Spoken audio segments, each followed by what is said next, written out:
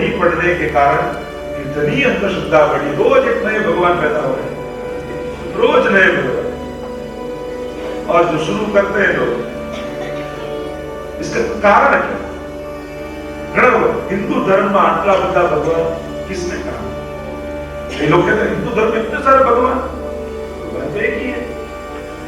33 कोटि देवी देवता है, और देवी देवता और भगवान में फर्क होता है।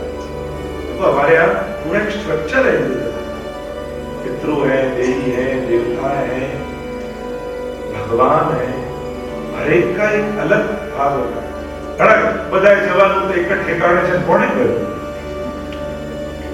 किसने कहा सबको एक ही जगह? हर एक की उपासना से अलग फल है, अलग लोक है, अलग लोक की प्राप्ति है, अलग फल की प्राप्ति है, हर एक की प्रकार की उपासना है। भगवद गीता का भी वाचिए, आप पढ़िए। यो यो याम याम तनु भक्त श्रद्धया चित्तमिच्छति तस्य तस्याम चलाम श्रद्धाम कामे विदाम्यहम्। जो जिसको बचता है उसकी श्रद्धा में दृढ़ करता हूँ, और जो जिसको बचता है उसको ही पाता है। मुझको भजने वाला मुझे प्राप्त होता है।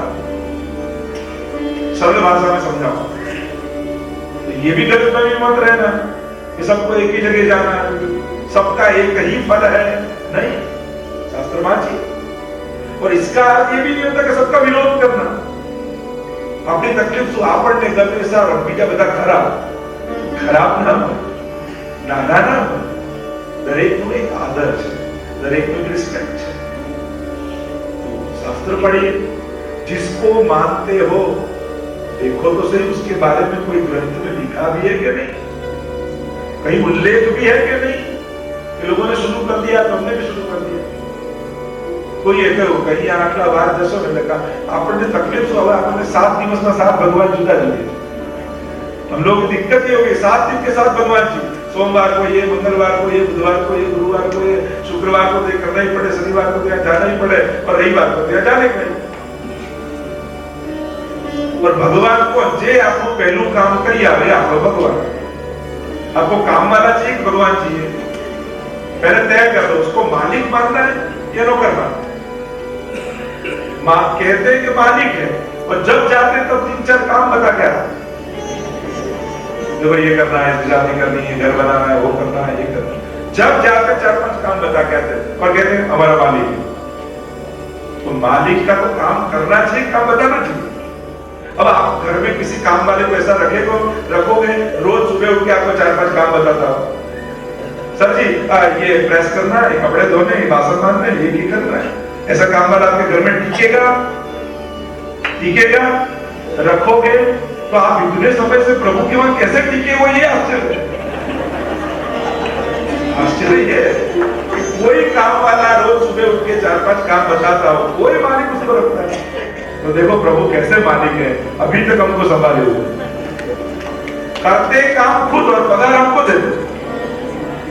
क्यों सारो मालिक? अब मालिक मदद की वजह कोई हमें बनी શકો वो मालिक के काम तमे करो, पगार पाछो जा। हमने भगवान को इस तरह रख रखा है, कहते मालिक है, जब जाते कर तो मूल बात धर्म ग्रंथों को सुनो, समझो, और ऑथेंटिक पर्सन के पास धर्म का ज्ञान हो। हमारा धर्म का ज्ञान कैसे आता है? कोई पड़ोसी से पूछा, कोई बड़े बुजुर्ग हो उनसे पूछा, कोई वडील ने पूछी, कोई बाजूवाला ने पूछी, कोई विष्णु ने पूछी, और પછી જે ખીચડી થાય પેલો તો એમ કે દુનિયાને એ જગાડે તમે કોણ જગાડનારા, પેલો એમ કે દુનિયાને એ ખવડાવે તમે કોણ ભોગ ધરનારા, અને પછી જે ચક્કર શરૂ થાય કે હું એને જગાડું કે મને જગાડું, હું એને આરોગાવું કે મને ખવડાવે, સાચું શું? तो विज्ञान मार्ग, कर्म मार्ग, भक्ति मार्ग सब ऐसा मिल जाता है, फिर हम कंफ्यूज हो जाते। अरे हिंदू धर्म में बहुत कंफ्यूज है। अरे कंफ्यूज तू छू धर्म में, और जो कंफ्यूज होता है वही लोगों को कंफ्यूज करता है।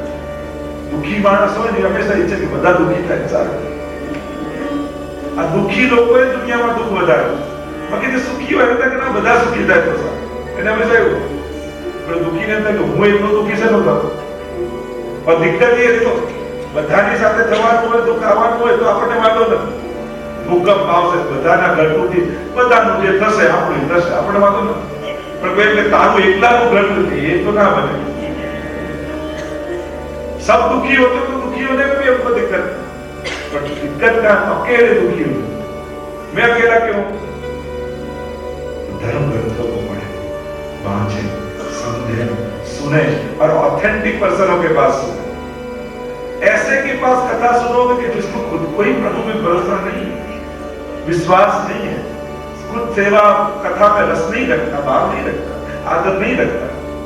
આ તો બધું આપણને સમજાવવા માટે કથાઓ ઘડી છે અને આ વસ્તુ ભગવાન હતા નહીં, આમ હતું, પણ એવાની પાસે કથા સાંભળો તો તમારી શ્રદ્ધા જાય। देखो, यमुना जी वही है जो यमुनोत्री से निकलते हैं, दिल्ली में भी रहते हैं। पर कोई ये कहे कि मैं यमुना पार करने जा रहा हूं, तब आप पूछते हो अच्छा दिल्ली जा रहे हो? कभी आप हमेशा क्या कहते हो? अच्छा व्रत जा रहे हो? कोई खाली एम के यमुना पान करवा जी તમે ક્યારે પ્રશ્ન કરો છો अच्छा दिल्ली जाओ कि यमुना जी में दिल्ली में यमुना जी नहीं, यमुना जी तो वही है, किस घाट से पान करते हो उसकी भी महत्ता है। वैसे ही भागवत कथा वही है, पर किसके मुख से सुनते हो उसकी भी महत्ता है। कथा तो वही है,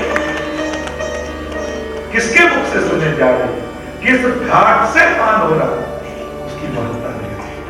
इसलिए प्रथम स्कंद अधिकार मिला और महापुरुष जी ने बड़े विस्तार से चर्चा की कैसे अधिकारी है और किस अधिकारी के मुख से सुनो।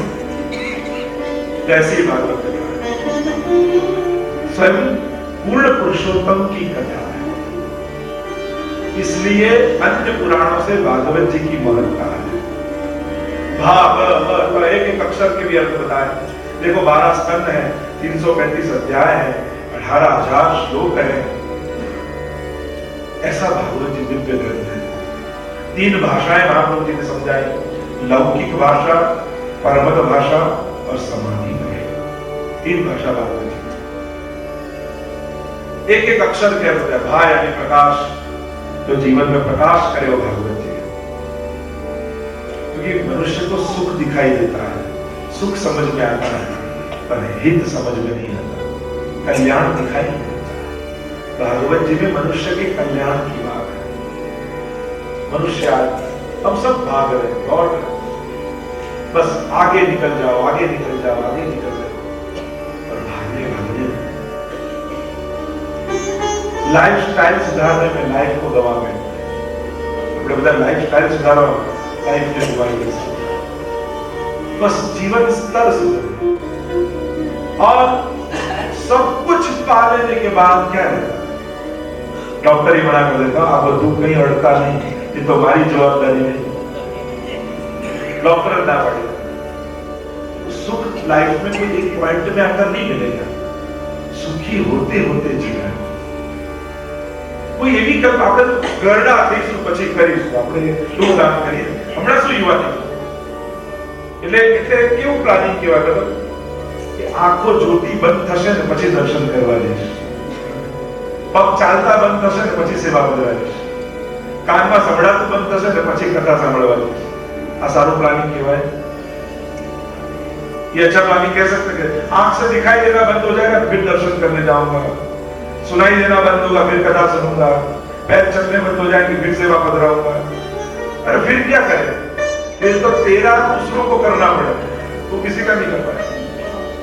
પછી તો આપણું બી જાય કરવું, પછી દર્શનના ટાઈમિંગ ઓછા આપણે ડોક્ટરના એપોઇન્ટમેન્ટ યાદ રાખો, આજે દાંત બતાવવા જવાનું છે, કાલે આંખ બતાવવા જવાનું છે, પછી તો આપણે પ્રભુને જોવા નહીં જઈએ, આપણને જોવા ડોક્ટરો આવશે, લાવ જોઈ આવવા છે તો ખરો કે નહીં, કે શિયાળામાં પહેલી ફ્લાઇટમાં ઉપડી ગયો।